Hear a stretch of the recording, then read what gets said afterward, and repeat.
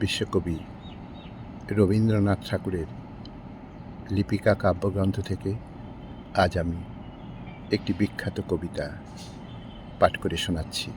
কবিতা বাণী শুরু করছি।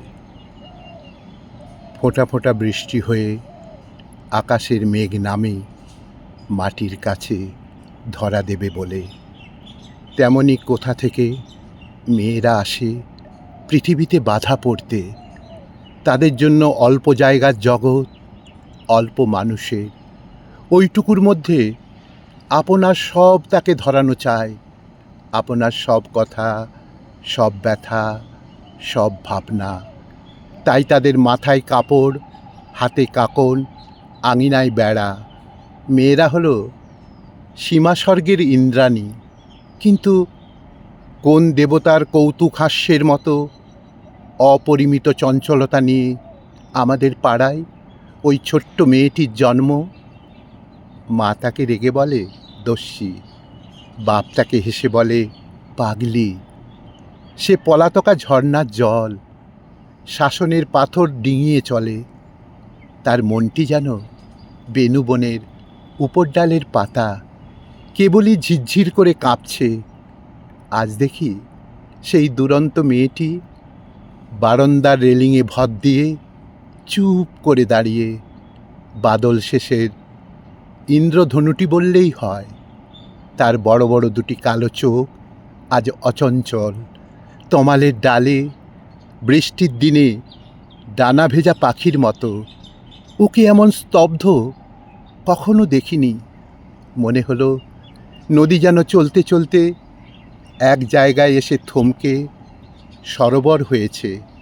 কিছুদিন আগে রৌদ্রের শাসন ছিল প্রখর, দিগন্তের মুখ বিবর্ণ, গাছের পাতাগুলো শুকনো, হলদে, হতাশ শ্বাস।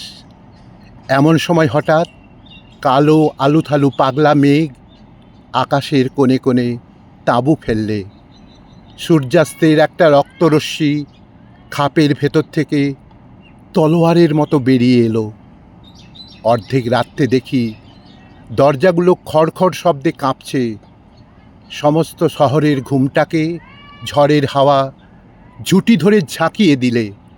উঠে দেখি গলির আলোটা ঘন বৃষ্টির মধ্যে মাতালের ঘোলা চোখের মতো দেখতে।